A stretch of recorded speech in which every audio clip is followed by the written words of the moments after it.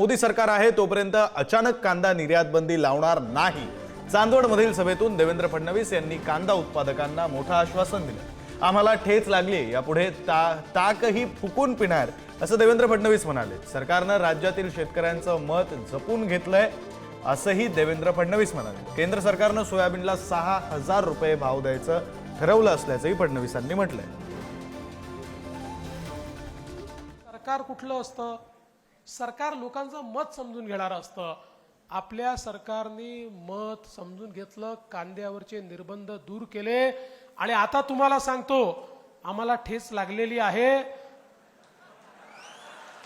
आम्ही यापुढे ताकही फुंकून पिणार। त्यामुळे जोपर्यंत मोदी सरकार आहे अशी अचानक निर्यात बंदी वगैरे यापुढे लागणार नाही।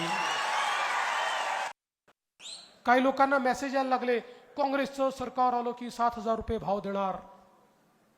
मी म्हटलं चांगली गोष्ट आहे। काल फोन लावला कर्नाटकमध्ये, अरे म्हटलं काँग्रेसचं सरकार आहे, सोयाबीनचा भाव सांगा। माझ्याकडे कागद आहे, लिस्टच पाठवली त्यांनी। सगळ्या वेगवेगळ्या बाजारात कुठे 100 रुपये कमी, 100 रुपये जास्ती। ॲव्हरेज भाव किती आहे माहितीये? 3800 रुपये।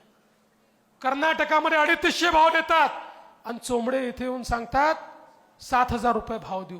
म्हणून म्हटलं लबाडाचं आवतण जेवल्याशिवाय खरं नाही।